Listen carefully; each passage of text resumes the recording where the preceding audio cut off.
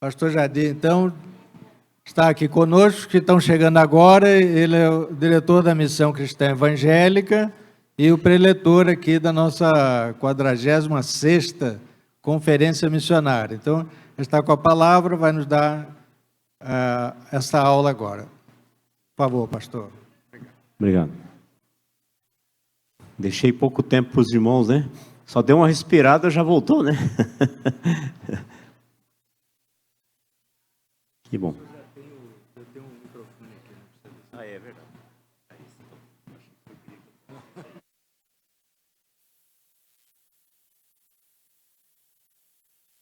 Tá bom, agora eu estou com ele.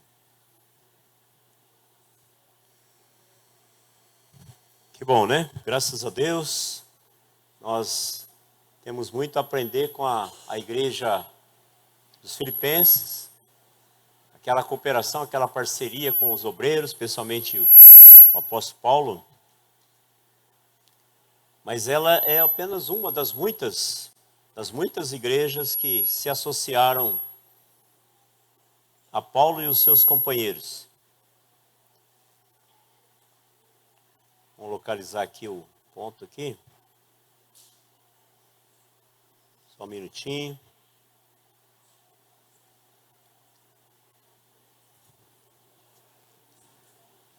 Isso, vamos para frente agora.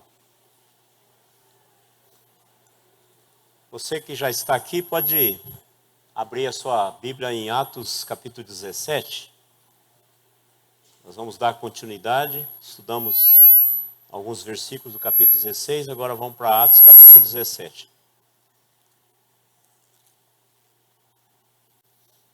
O texto de 1 a 9 já foi lido, falando sobre a igreja de Tessalônica. Algumas práticas missionárias ou missiológicas das igrejas plantadas por Paulo e os seus cooperadores.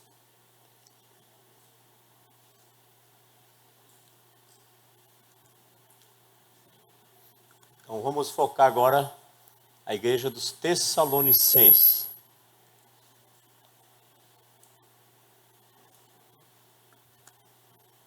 Os versículos de 1 a 3, que já foram lidos, nós vamos lê-los novamente. Menciona que Paulo e Silas, tendo passado por Anfípolis, a Polônia, chegaram à cidade de Tessalônica, onde havia uma sinagoga dos judeus. Ao contrário de Filipos, onde não havia sinagoga, tiveram que localizar um local de oração à beira de um rio, onde algumas mulheres se reuniam para orar. Em Tessalônica tinha uma sinagoga. Então havia um ponto de contato, um ponto de identificação, onde judeus e prosélitos iam para ler a Bíblia. E a partir das Escrituras ele anunciava Cristo como sendo o Messias, o Salvador. No verso 2 diz, conforme o seu costume, era uma prática de utilizar a sinagoga para pregar o Evangelho. E ele, por 3 sábados, arrazoou com eles a Escritura. Então a pregação é racional, né? Ela leva à razão. O gentio, o pagão, é como um bruto, né? um embrutecido pelo paganismo, pelas suas crenças. Então a palavra de Deus, ela traz a razão, ela chama a razão, a verdade, ela confronta a mentira e coloca o pecador desnudo diante da verdade da palavra de Deus. Então, por 3 sábados, ele levou a um estudo racional das Escrituras, convencendo a mente, através da exposição, expondo, ele expunha a Bíblia. Então, não era aquele negócio rápido, né? De chegar e já, você crê em Jesus, não crê, vai para o inferno, né? Não, ele lidava com a verdade. Esses dias eu convidei lá um pastor, né, que estava dando uma aula de evangelismo e missões urbanas, e esse pastor parece que tinha assim um tanto de experiência, né? Aí eu chamei para dar uma palestra lá, mas o método dele era mais esse aí, né? Se você não crê em Jesus, vai para o inferno. E pronto, né? Então creia ou vai para o inferno. Mas ele expunha as Escrituras aos judeus nas sinagogas que Jesus era o Cristo demonstrava ter sido necessário que Cristo padecesse, ressurgisse dentre os mortos. E esse dizia, esse aí, o Messias sofredor, é Jesus de Nazaré, é aquele que foi crucificado pelos judeus. Então ele lidava com essas verdades. O resultado dessa prática missionária, alguns judeus, muitos gregos, homens e mulheres, se converteram ao Senhor. Então houve uma resposta positiva à pregação correta da palavra de Deus. A fé vem pelo ouvir e ouvir a palavra de Deus. Então quando você ensina a palavra, ela é a autoridade. Muitas vezes a pessoa pensa assim, mas eu não sei evangelizar, eu não tive preparo, nunca fiz um curso bíblico, um curso teológico, eu tenho dificuldade de falar. Olha, não é você. Você é apenas a boca. Você é apenas a ferramenta. Mas quem manuseia a ferramenta, quem usa a vida do pregador é Deus, é o Espírito Santo. E a palavra, ela tem autoridade. É ela que convence. O coração mais duro, ele é despedaçado diante da palavra de Deus. Então, o nosso papel é falar da palavra de Deus, é expor a palavra de Deus. Trazer a razão daquela pessoa que crê em muita coisa errada, né? Às vezes você está diante de um acadêmico, você está diante de um erudito, uma pessoa muito viajada, muito estudada, mas ele é um ignorante quanto à verdade da palavra de Deus. E você não pode perder essa percepção. Você tem que ter essa ideia, olha, ele é um doutor, ele tem uma formação invejosa, mas quanto às coisas de Deus, ele é um ignorante. Desconhece e não sabe. Então, não se intimide com diplomas, não se intimide com posição. Nós temos alguns grupos pequenos lá na nossa igreja. Estrategicamente, a gente se espalhou pela cidade. Então, eu tenho 2 grupos de evangelismo que são bem na periferia. São bairros fora da cidade. Um a uns 4 quilômetros e outro a 18 quilômetros. Então, toda semana eu estou indo a esses grupos pequenos. Mas nós temos grupos pequenos em condomínios. Nós temos grupos pequenos em condomínios. Nós temos grupos pequenos em bairros nobres. Porque o rico também precisa do evangelho. O pobre precisa do evangelho. O rico precisa do evangelho. Todos precisam do evangelho. Então, às vezes, nós focamos num determinado tipo de público-alvo e não é assim. A igreja, ela é uma família. E uma família, ela é composta de todas as faixas etárias e de todas as camadas sociais. Você nota que uma igreja está doente e está indo para a morte quando ela já não tem uma faixa etária. A igreja não pode se especializar num determinado público. Não, nossa igreja aqui é só de jovens. Nós trabalhamos com jovens. Não, a nossa igreja aqui é voltada para crianças. Não, a nossa igreja é de pessoas mais velhas. Não, a igreja é família. Família tem pai, mãe, filho, neto, né? Avô, avó, bisavô, bisavó. Né? Família é assim. Então a igreja é uma família. A igreja, para ser completa, ela tem que ter todas as faixas etárias. É uma igreja que agrada só os jovens? Não. Ela precisa agradar os jovens na sua maneira de trabalhar, né? Assim, no sentido de se sentir bem, né? A igreja existe para agradar a Deus, né? Mas no sentido de ele se sentir parte, de ele se sentir bem. Nós temos lá um ministério infantil, tem um pastor de criança e adolescente e a esposa que trabalha só com o ministério infantil. Aí nós temos um pastor que trabalha só com os jovens. E temos um pastor que trabalha com os idosos. Né? E eu estou entre eles, né? Cobrindo todas as lacunas e tudo mais, né? Mais voltado para evangelismo. Mas nós temos o ministério infantil, que é o culto, como vocês têm aqui, a criança chega e já vai para lá. Aí eles têm o grupo musical deles, eles tocam, né? Eles dão testemunho. Aí você ouve uma criança chegando dizendo assim, aqui é a minha igreja, né? Eu vou para a minha igreja, não é a igreja do papai, da mamãe, do vovô, da vovó. a minha igreja. Eu faço parte dessa igreja. Mas, por outro lado, temos um grupo de terceira idade, né? Grupo Shalom. Pastor Anésio pastoreia, reúne, passeiam, faz todas as atividades deles lá, né? Por quê? Porque eles têm que ter uma convivência, né? Um assunto em comum, né? Tem que ter alguém dizendo, olha, esse remédio é bom, aquele médico lá é bom, né? Então ali saem as sugestões, né? De qual médico é bom, qual remédio que é bom, né? É um vocabulário todo particular, né? Todos já criaram os filhos, têm netos, né? Alguns são viúvos. O pastor Anésio tem 75 anos, eu tenho 64. Ele é mais qualificado do que eu para trabalhar com esse pessoal do que eu, né? Por outro lado, eu tenho 64, né? E o pastor Black, ele tem 31. Ele é mais qualificado do que eu para trabalhar com os adolescentes. O pastor Saulo tem 36, 37 anos. Está mais próximo dos jovens. Então a gente funciona assim, né?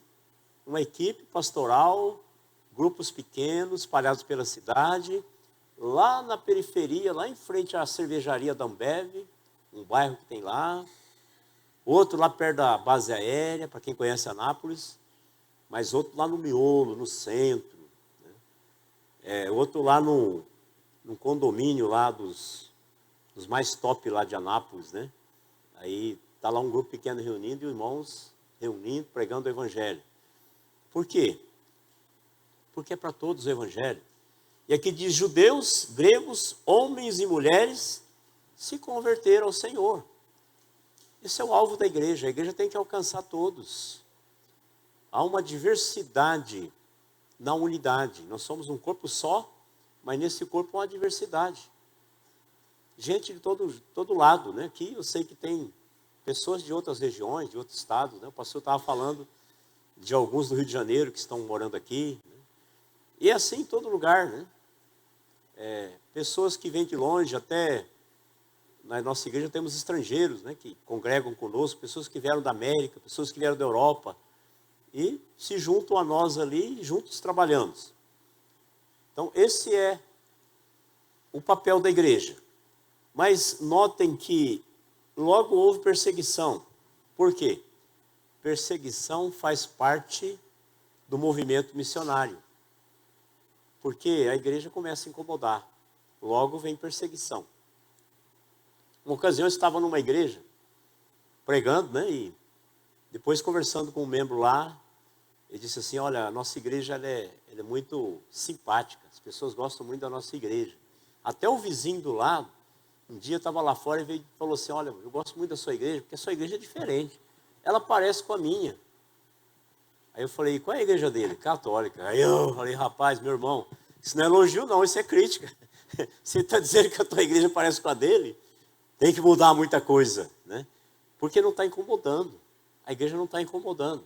Não é incomodar com barulho, né? Com instrumentos altos, com bagunça, com grito, não. Mas incomodar com a luz, com a verdade, com o testemunho, com a presença cristã. Porque na Bíblia, e particularmente no livro de Atos, presença cristã é sinônimo de proclamação cristã.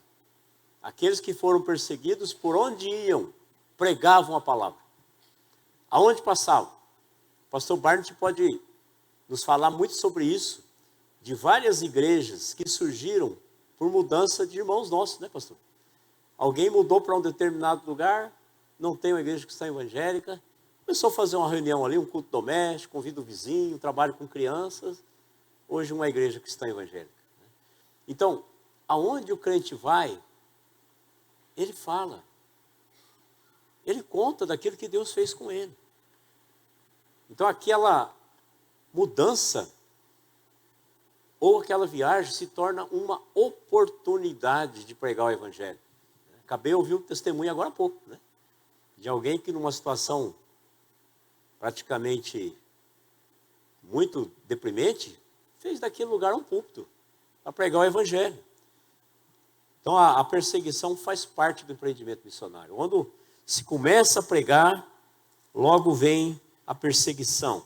Quando eles viram que Paulo e Silas, através da pregação, persuadiram uma multidão de gregos piedosos, muitas distintas mulheres da alta sociedade da época, os judeus começaram a ficar incomodados. Olha o que diz o verso 5. Os judeus, porém, movidos de inveja, trazendo consigo alguns homens maus dentre a malandragem, ajuntando a turba, alvoroçaram a cidade e, assaltando a casa de Jasão, procuravam trazê-los para o meio do povo. Só que eles não estavam lá. Então logo vem perseguição. Logo começa a incomodar as pessoas, porque a verdade sempre incomoda a mentira. A luz sempre incomoda as trevas. E a perseguição, ela se segue após a chegada do Evangelho. A gente tem a lista dos países onde há maior perseguição, e quanto mais trevas, quanto mais resistência à palavra de Deus, maior a perseguição. Então você vê uma Coreia do Norte, por exemplo, no ranking, lá o primeiro lugar através dos anos de perseguição. Mas aí você vê a filosofia, né, a doutrina, né, que foi imposta a toda a população, você percebe que é totalmente avesso à verdade da palavra de Deus. Então a perseguição é natural. Nós tivemos um congresso, uma reunião com alguns missionários, uma agência missionária de norte-coreanos e sul-coreanos, nos preparando com estratégias para evangelizar os norte-coreanos. E foi interessante ver isso, né? Sul-coreano junto com o norte-coreano, numa agência missionária, com o mesmo propósito de pregar o evangelho na Coreia do Norte. Não é fácil, não se consegue como missionário, nem mesmo como crente. Você vai como um professor. A brecha era essa, por isso nós estávamos reunidos na União Evangélica, né? Havia uma brecha para professores universitários dar aula em faculdades na Coreia do Norte. E com a vida, eles iam mostrar Jesus Cristo com o Evangelho. E quem sabe, depois de um bom tempo, conseguiriam falar do Evangelho. É muito difícil, né? Porque a perseguição é assim, você não sabe quem está do seu lado, se é um espião que vai te entregar, né? Que vai falar quem você é. Às vezes o risco é a própria vida, mas o preço às vezes é esse. Veja aí o versículo 7. Os quais Jasão hospedou, todos estes procedem contra os decretos de César, afirmando ser Jesus outro rei. O imperador era venerado, ele era adorado, ele era considerado um Deus. E agora vem alguém falando sobre o rei Jesus Cristo, falando sobre o Senhor dos senhores. E aquilo começa a conflitar com os decretos de César, como rei, como imperador que era, e adorado como Deus. Então notem que quando a gente tem um contato com o Evangelho, a gente se sente incomodado. Alguns estão envolvidos na idolatria, né? Eu cresci numa família muito idólatra mesmo, aquela de cada um ter o seu santinho de estimação, né? O seu padroeiro, tia benzedeira, né? Vizinho de terreiro de Umbanda. Então era uma vida muito envolvida no espiritismo, né? Coisas, São Cipriano, aquela coisa toda. Tinha um tio que usava um couro de lobo no bolso, né? E essas coisas, né? Toda essa superstição, aquela coisa toda. E a gente cresceu naquilo, o que a gente conhecia era só aquilo. E eu fui nisso até os 21 anos de idade. Imagina como estava enraizado. Mas aí quando eu fui confrontado pela verdade da palavra de Deus, comecei a entender quem era Jesus, eu comecei a ficar incomodado. Aquilo começou a incomodar. Aquela acomodação que havia na minha vida, achando que era tudo daquele jeito mesmo, já não dava mais. Não tinha mais lugar. Essa é a história de muitos de vocês, né? E essa é a história que vai se repetir quando você começa a testemunhar e a falar de Cristo para uma pessoa. Você vai incomodar aquela pessoa. E quanto mais ela é envolvida com as trevas, mais incomodada ela fica. Eu estou há quase 40 anos em obra transcultural, missões transculturais. 30 e poucos anos na Novas Tribos e agora os últimos anos na Missão Cristã Evangélica. A gente trabalha com hindus, a gente trabalha com budistas, a gente trabalha com indígenas, povos animistas, e vocês nem imaginam o alvoroço que acontece quando o Evangelho chega pela primeira vez entre um povo que nunca ouviu do Evangelho. Vocês nem imaginam o que acontece lá. Algumas histórias, né, do meio missionário, né, que a gente, quando tem um encontro missionário, a gente conta. Algumas delas a gente não tem coragem de contar numa igreja. Né? Talvez vai dar uma conotação assim de um neopentecostal, né, de uma história assim, meio fantasiosa, né? Mas a gente já viu e também acompanhou pessoas que viveram situações, né, incríveis mesmo, né? Eu estava lembrando do Mark Zuck, trabalhando na Papua Nova Guiné, ele estava dando estudo bíblico em ordem cronológica, né? E ele estava falando exatamente daquela passagem que nós lemos hoje de manhã, quando Paulo e Silas estão na prisão e o cárcere tremeu. E na Papua Nova Guiné tem terremoto, né? Lá é comum. Mas bem na hora que ele falou que Deus tremeu o cárcere e as portas se abriram, teve um terremoto lá. E estava aquele mundo de gente ouvindo o estudo bíblico. Bem naquela hora, teve um terremoto. Alguns poderiam dizer, que coincidência boa, né? Já pensou? Ele falando sobre terremoto e na hora tem um terremoto, né? Para os nativos não foi coincidência. Para os nativos, Deus estava mostrando que aquele que fez tremer as prisões, estava fazendo tremer a terra naquele momento, autenticando a mensagem da palavra de Deus, né?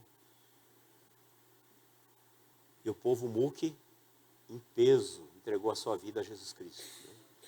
Então, Deus não precisa usar um milagre para levar alguém a crer em Senhor Jesus. Não precisa. O Evangelho é claro.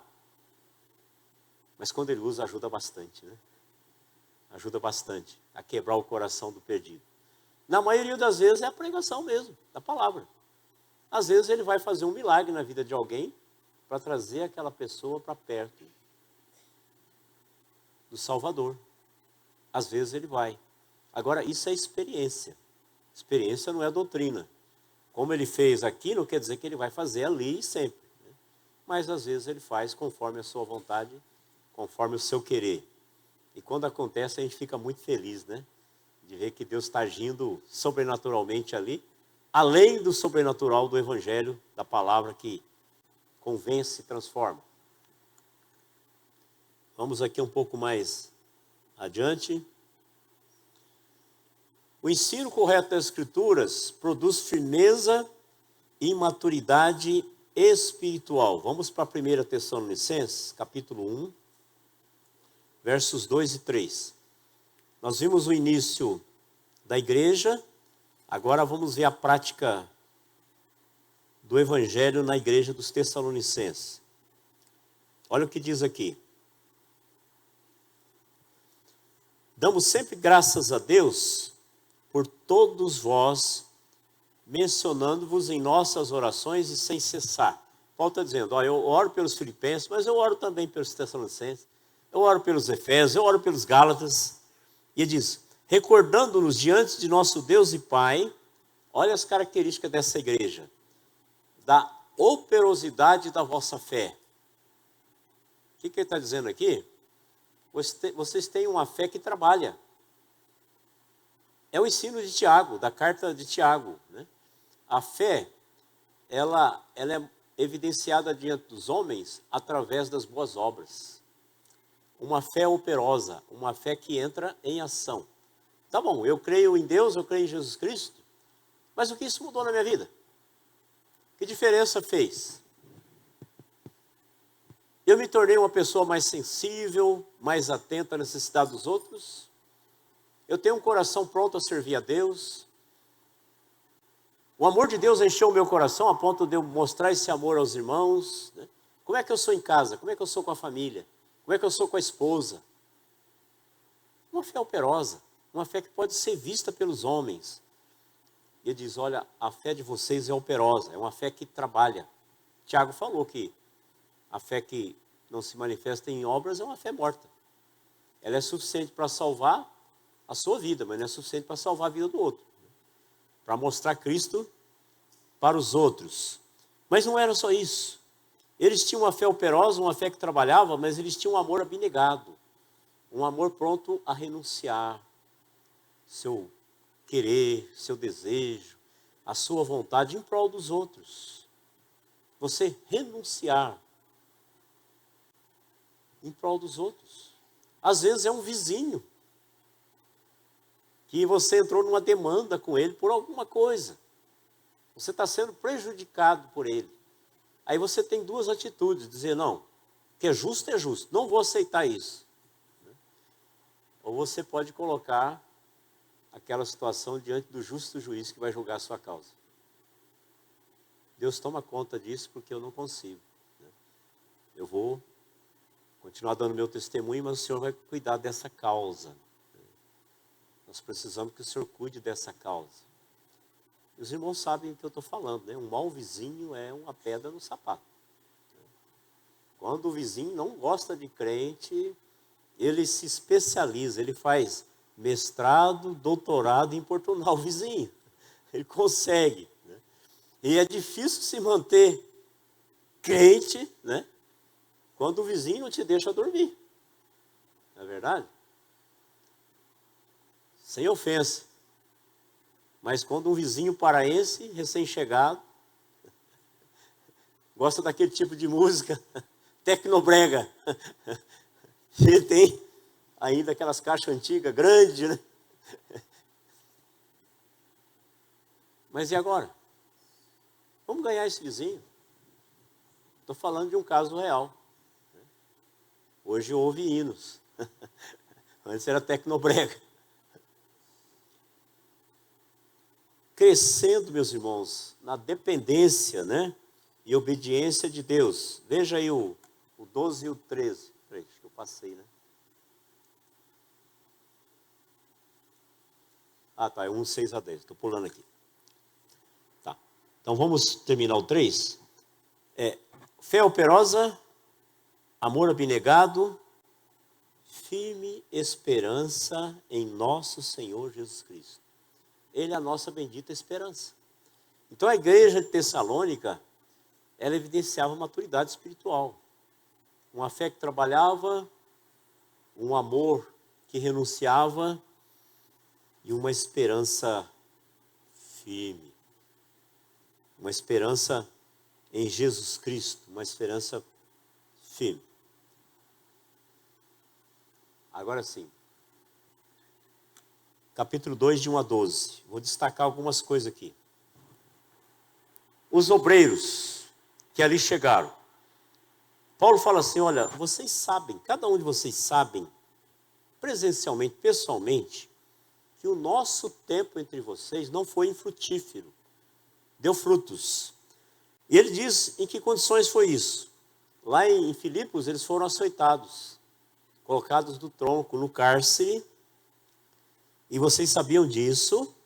Contudo, quando estivemos entre vocês, tivemos ousada confiança em nosso Deus. Por que uma pessoa que creu, ele fala do evangelho para outra pessoa? Porque ele é ousado. Agora, ele não é ousado por si próprio. Ele é ousado na sua confiança em Deus. Ele ora, ele pede, e ele vai confiado que Deus vai usar a vida dele. Como vai ser, não sei. Quando vai vir o resultado, também não sei. Mas eu sei que Deus vai usar a minha vida. Eu estava mencionando aqui para uns irmãos que eu me converti com 21 anos de idade e orei mais de 30 anos para minha mãe se converter. Depois dos 80 é que ela creu. Mas viveu poucos anos de um testemunho fiel daquilo que ela cria. Às vezes são 30 anos de oração, 30 anos de testemunho, 30 anos de perseverança. Mas o que é o tempo para Deus? Hoje ela está na eternidade. aquele tempo todo não conta mais. Então é ousada confiança em nosso Deus para vos anunciar o Evangelho de Deus em meio a muita luta. Se você diz assim, olha, eu não prego o Evangelho porque eu sou tímido, eu não tenho coragem, não pregue mesmo não. Pregue mesmo não, porque você está querendo pregar na sua força. Não vai dar certo. Eu era uma pessoa tão tímida, pastor, tão tímida, no ensino primário, que alguém perguntava assim, qual é o seu nome? Eu falava, Jadir, ficava vermelho. Um dia eu estava sentado lá naquelas carteiras, né, antigas, né? Aí, de repente, fez uns barulhos na barriga. Aí deu uma ajeitada lá, né? Passou um pouquinho de novo. Dali um pouco eu percebi que eu tinha enchido as calças. Na escola, no meio de tanto colega ali, né? Por quê? Não tinha coragem de levantar a mão e dizer assim, posso ir ao banheiro? Não tinha coragem. E o que leva à timidez? É uma vergonha maior, né? Aí eu tinha um colega, que sentava bem à frente, vizinho também, Wagner, chamava de Vaguinho. Aí eu cochichei nele assim, Vaguinho, eu enchi as calças. Aí ele olhou, o que é isso? Aí ele foi lá na professora e cochichou no ouvido da professora. Dona Maria José de Abreu, professora primária, um doce de mulher, né? Aí, certa altura, já para o final da aula, ela falou assim, Jadir, fica um pouquinho que eu quero conversar com você. Aí todo mundo saiu, né? Eu fiquei lá sentado, não podia nem mexer, estava colado ali, né? Aí ela veio, né? Aí ela foi lá assim, no corredor, né? Olhou para um lado, olhou para o outro, viu que todo mundo tinha ido embora, ela fez assim, agora vem, né? Aí fui eu lá, né? Morava perto da escola, né? Enquanto ladeei a escola, eu fui encostado no muro, né? Aí depois que não tinha mais muro, que eu tinha que entrar pela rua e ir para casa, era um quarteirão. Aí corri, não prestou, né? Correr não foi boa ideia, né? O negócio foi descendo pelas pernas, né? Gente, que coisa a gente passa, né? Quando a gente confia na gente mesmo. Então, hoje, nós temos em quem confiar. Eu era uma pessoa assim. Mas quando Deus transformou minha vida, Ele teve que lidar com essa área. Na adolescência, se eu estivesse na frente de vocês aqui, eu ia passar mal, né? Ia ficar lutando para não cair duro, desmaiado, né? Nas primeiras vezes eu ia na frente dos jovens ali, e coração, né? Parecia que o coração ia sair pela boca, né? E secava a boca e aquela coisa toda, né? Aí eu comecei a orar e colocar diante de Deus. Deus, tira isso de mim, que isso é pecado, né? Eu entendi que a timidez extremada é um orgulho. Eu não quero que as pessoas saibam como eu sou, como eu tenho limitações, né? Então eu me escondo atrás da timidez, né? E Deus foi trabalhando na minha vida, né? Ainda hoje eu sou tímido, mas eu fui muito mais tímido. Essa e muitas outras situações, né? Lembro uma ocasião que estava na casa dos tios, chegaram umas pessoas estranhas, parentes deles, eu enfiei debaixo da cama. E aí dormi lá, né? E uma certa hora ronquei. Aí eles perceberam, aqui parece que tem alguém debaixo da cama, pronto, né? Fui descoberto, dormindo debaixo da cama, né? Então, Deus tem que trabalhar em nossas vidas em todas as áreas. Quando eu falo que eu não tenho coragem de pregar o Evangelho, eu estou dizendo, eu tenho vergonha do meu Senhor Jesus Cristo. Eu estou querendo fazer na minha capacidade, na minha força, e não é na minha capacidade e na minha força. É na dependência de Deus, ousada confiança em nosso Deus. Mas ele continua, mesmo em meio a muita luta. Pois a nossa exortação não procede de engano, nem de impureza, nem se baseia em dolo. A mensagem que nós temos é a verdade, não é enganação. Não estão pregando para tirar dinheiro do povo, né? Não estão pregando para chamar atenção para nós estamos direcionando os olhos das pessoas em Cristo. Então você conhece Jesus? Você julga que Ele é digno de confiança? Que Ele é poderoso para transformar a vida de alguém? Por que não fala então? A melhor coisa que aconteceu na nossa vida foi o encontro com Ele. E o que nós estamos fazendo é apresentando o nosso grande amigo aos nossos amigos. Quando você conhece uma pessoa boa, você não tem prazer de apresentar para outro? Ele é a pessoa mais importante da nossa vida. A gente faz da pregação do Evangelho um campo de batalha, né? Parece que é a coisa mais difícil do mundo. Não. É um mendigo que ganhou pão e está dizendo para o outro, vai lá que lá tem pão. Vai lá que eles vão dar pão para você. É isso, simples assim, né? Muita gente que fica esperando alguma oportunidade, preparando, querendo mais alguma coisa, nunca começa. E é só começar. Você vai pegar gosto. Vai virar um hábito na sua vida. E ele continua no verso 4 e diz, olha, nós fomos aprovados por Deus, a fim de nos confiar o Evangelho. Assim falamos, não para que agrademos a homens, e sim a Deus que prova o nosso coração. Então a nossa mensagem, ela é íntegra. Não é para agradar o homem, mas para agradar a Deus. E para isso, ele diz, não usamos linguagem de bajulação, nem de intuitos gananciosos. Eu não quis ganhar a minha vida pregando o Evangelho. Não é isso. Nem buscamos glória de homens, ele diz no verso 6. Embora pudéssemos exigir. Mas eles estavam prontos a oferecer a própria vida, labutando, fadiga. E o verso 10 diz, testemunha de modo porque piedosa, justa e irrepreensivelmente procedemos em relação a vós outros. Lembra do que eu falei? O crente deve sempre pregar. E às vezes ele vai falar. Ele prega com a vida, depois ele vai ter a oportunidade de falar o Evangelho. Então é muito importante isso. E essa igreja, ela foi sendo transformada. Hoje nós temos muitas técnicas, muitas estratégias, né? Tecnologia, rede social, né? E tudo mais. Estamos vivendo numa época assim. Mas nunca podemos abrir mão, prescindir da ação do Espírito Santo na vida das pessoas. Não é a tecnologia, não é o método, não é a estratégia que vai convencer o pecador dos seus pecados.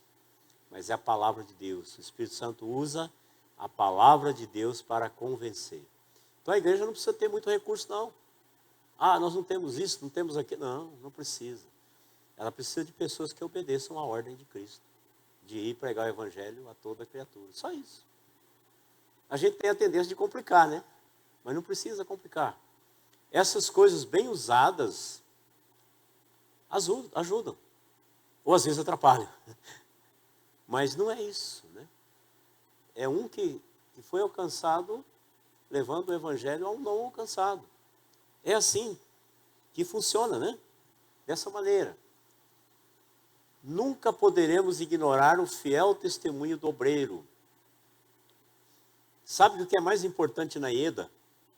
Além da experiência que ela tem, todo o conhecimento, toda a facilidade de falar, né?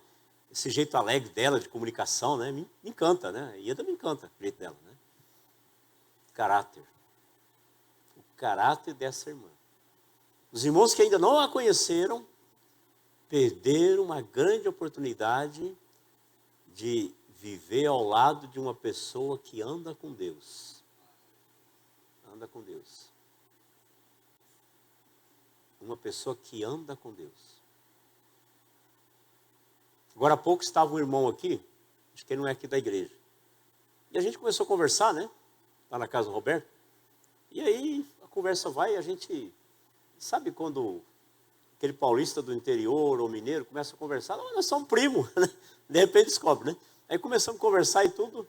Aí nós chegamos a 2 obreiros, né? O pastor Silas de Lima e Onésimo Castro. Ele falou assim, eu conheço uns missionários que trabalham na Novas Tribos e tal. Ele falou, eu trabalhei mais de 30 anos com eles. Aí começamos a falar do caráter dele e logo surgiu evidências de um caráter cristão aprovado. Né? O pastor Silas chegou numa época que a igreja que eu ajudava, ele escreveu dizendo, olha, não preciso me ajudar mais que eu não preciso, agora ajudem outro. Quantos não fazem isso? Um dinheiro a mais sempre é bem-vindo. Não. Um dinheiro a mais quando a gente não precisa, não é bem-vindo. Agora, esse precisa também, ele é moldado pelo caráter cristão. Hein?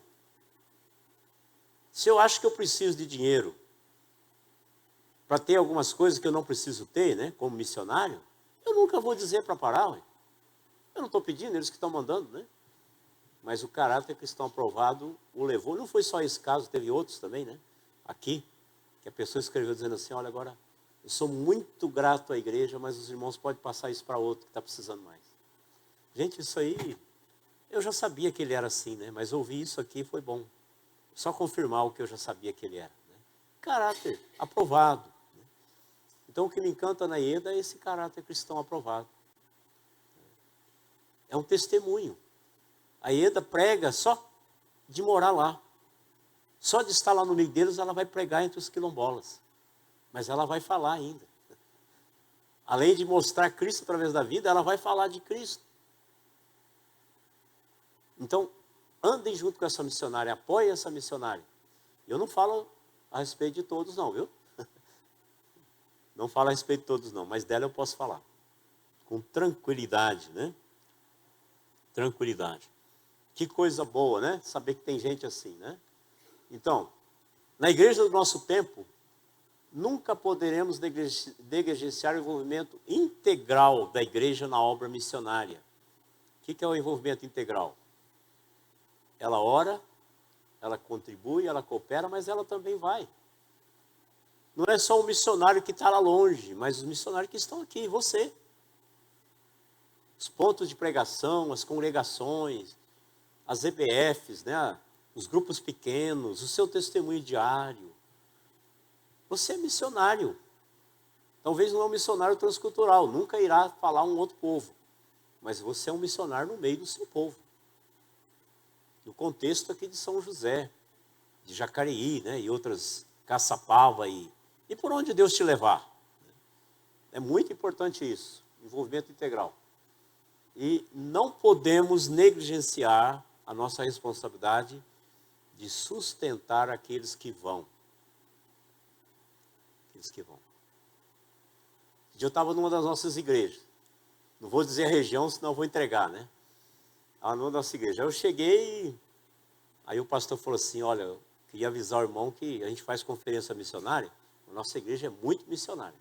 Falei, graças a Deus, né? Que bom, né? Aí não demorou muito tempo para eu descobrir que o único envolvimento missionário deles é um bazar feito uma vez por ano. Aí todo o dinheiro do bazar vai para missões. R$ 1.300, R$ 1.400. Bazar é R$ 5, R$ 10, né?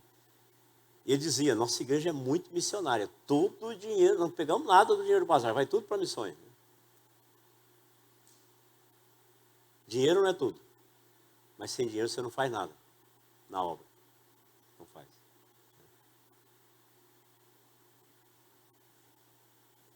Suprindo as necessidades, né? Precisa sustentar os obreiros. Né? Nós chegamos até aqui. Se alguém tem alguma pergunta, à noite nós vamos falar sobre a igreja de Antioquia.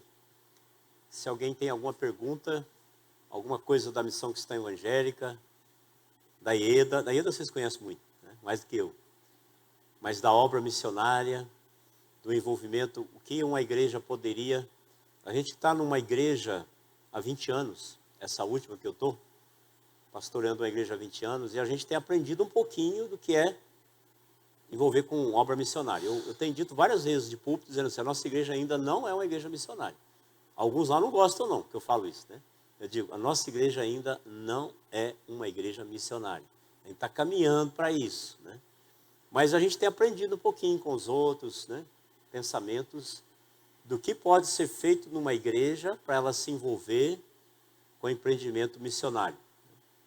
Aí se vocês têm alguma dúvida, alguma pergunta, pois não.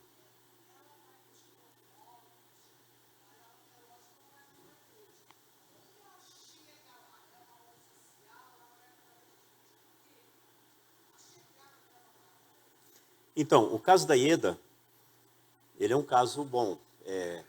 Ela teve um precursor, né? O pastor Paulo Miqueias, ele vem de uma experiência anterior, né, no sertão, com quilombolas, e quando nós numa estratégia mudamos ele para Mirandiba, ele já fez esses contatos com as comunidades quilombolas, e ele é bem, tem uma visão bem transcultural, ele não vai com paternalismo, né, ele vai desenvolvendo ações com as comunidades para não ficar dependendo dele. Então ele já tem as portas abertas em alguns quilombos. Então a IEDA vai chegar lá e ela vai ter condições já de contar história para as crianças.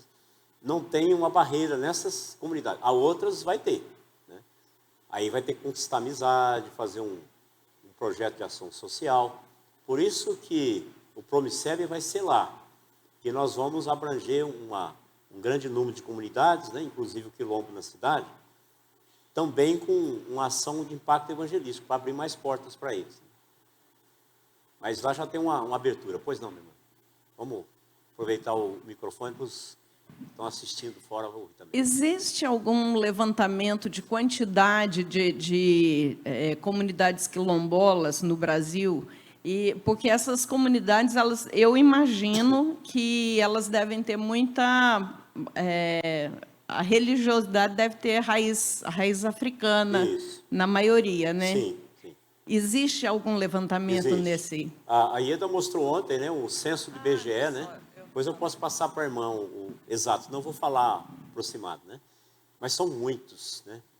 E ela mostrou até os estados que têm mais afrodescendentes, né? Quilombolas. Ela mostrou uma projeção muito boa. Pois não? Como é essa seleção do local que vai um missionário? Eu digo isso, por exemplo, assim, eu sou de Recife, Sim. e realmente o Nordeste ele tem uma carência muito grande do evangelho em si, Sim. né? Mas quando eu volto para a cidade de Recife, por exemplo, eu me sinto desigrejada, né? Porque a igreja cristã evangélica não tem lá. Não tem. E aí eu vou também para Maragogi, né? Que também é uma cidade que a gente frequenta muito. Tinha a igreja cristã evangélica lá e fechou. Fechou. Né? Então, mas como é essa seleção, assim? Porque eu me sinto muito desigrejada quando eu vou para Recife. Então, é muito eclético, né? Tem um pouco de cada coisa. A missão cristã evangélica, como outras agências missionárias, ela não é inflexível, né? Ela não chega assim e fala, ó, você vai para a Ásia, viu? Não, você vai para Israel. Não. Né? A gente crê no Espírito dirigindo o corpo, né? A igreja local, a própria pessoa. No caso da IEDA, foi mais assim, até a MCE, né? Dando sugestão, porque ela teve uma experiência ruim de uma visita que não foi boa para ela, né? Um tanto frustrada, e aí voltou, né? Nós falamos, realmente foi Deus que te levou lá para você não ir para lá. Mas pensa um pouquinho em Mirandiba, pensa um pouquinho nos quilombolas, né? Mas vai lá também, né? Então, é uma parceria, né? Que o missionário é da igreja, o sustento é da igreja, a obra é da igreja. Então, a MCE, ela tem contatos, conhecimentos, pesquisas. A gente faz visita técnica para ver a região, o que tem, o que não tem, se é perigoso para uma pessoa sozinha, se tem que ter equipe, tudo isso, né? E aí, quando senta, a gente trabalha, na maioria das vezes, minha irmã, é o obreiro. O obreiro fala assim, olha, Deus tem colocado no meu coração que eu preciso ir para Angola. Olha, meu irmão, vamos orar nisso aí, né? Se Deus nos dirigir, você vai para Angola, né? Aí entra em contato com a igreja local, não, nós estamos apoiando ele vai para Angola. É o que Deus colocou no coração dele, Deus coloca no nosso também, né? Na maioria das vezes é o que Deus tem colocado no coração do obreiro. Algumas vezes o obreiro está pronto para ir para qualquer lugar, e a gente olha o perfil do obreiro, pesquisa, entrevista, tudo, né? Houve algumas vezes que eu tive que dizer, não, para lá você não vai. Por enquanto não, né? Teve um rapaz que veio e falou assim, pastor, eu quero ir para o Senegal. Ele tinha sido meu aluno, eu dei aula de português e era meu aluno. Aí eu falei para ele, é um amigo meu até hoje ele é pastor, né? Aí eu falei, Emerson, para o Senegal você não vai, meu irmão. Você era raso em português, eu tinha que usar de misericórdia, depois mais misericórdia para você conseguir nota, né? Aí você vai para o Senegal, você vai ter que aprender inglês para relacionar com os colegas que são estrangeiros. Você vai ter que aprender francês porque é a língua do Senegal, vai ter que aprender a língua da etnia. 50 anos. Porque essa coisa de linguista é quase exato, né? A área do Roberto, né? É quase exato. Se a pessoa não sabe bem a própria língua, como é que vai aprender uma outra? Vai, né? Mas vai levar muito tempo. E ele não era muito novo, né? Eu falei, você vai levar muitos anos. Olha, pensa bem, você vai aprender inglês suficiente para ir, nível 2. Depois francês. E depois a língua da etnia. Você vai estar velhinho lá, né? Você vai ficar frustrado. Aí ele ouviu o conselho, né? Então, algumas situações são muito específicas, né? Por exemplo, há certas tribos indígenas que não manda moça sozinha, né? 2 moças não pode, é perigoso. Fala, não, vocês querem trabalhar lá, vocês vão ter que esperar um pouquinho, orar, para ter um casal para ir junto. 4, né? Casal, 2 moças. Aí é questão de proteção, né? De preservar a pessoa. A gente sabe como é que é lá, imoralidade rola solto, né? Então, assim. Mas, em geral, a pessoa acaba indo para onde Deus está dirigindo ela, né? Em comunhão com a igreja e com a agência, vai para lá. Acho que respondi? Sim. Alguém mais? Uma dúvida? Daqui a um pouco alguém pergunta, que hora que nós vamos almoçar, né? Aí cada um sabe o horário. Mas, se tiver algum ainda, pode perguntar, à vontade. Pode discordar também, não tem problema não, viu?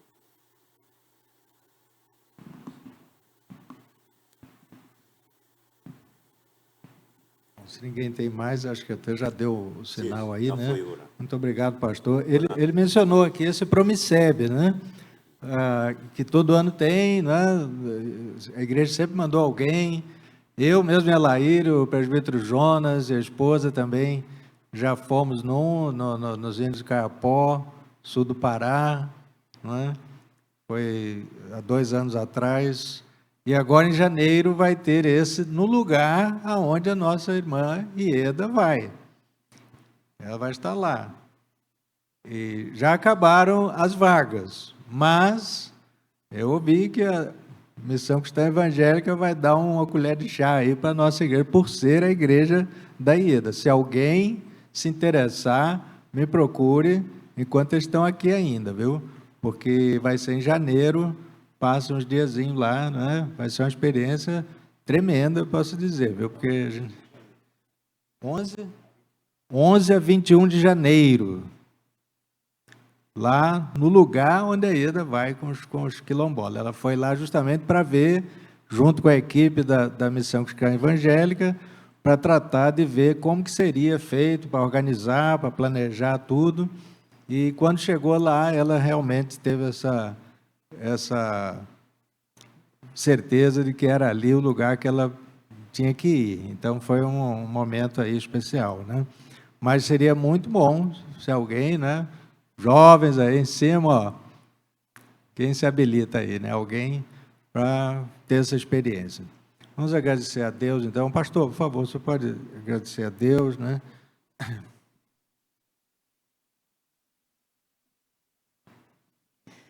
Nós te bendizemos, Senhor, te bendizemos com alegria. Te bendizemos por ser o Senhor quem o Senhor é e por ter feito por nós o que o Senhor fez. Te bendizemos por Jesus e por sua eterna salvação, que nos alcançou e por nós está alcançando outros. Te bendizemos pelo teu Espírito, que habitando em nós nos santifica e nos traz as tuas verdades de forma clara, motivando o nosso coração à compreensão. Te bendizemos pela igreja, onde o teu povo, movido pelo teu Espírito, se reúne para aprender e para ser despertado e enviado pelo Senhor. Te bendizemos por este momento. Aceite por isso nossa gratidão, em nome do Senhor Jesus. Amém.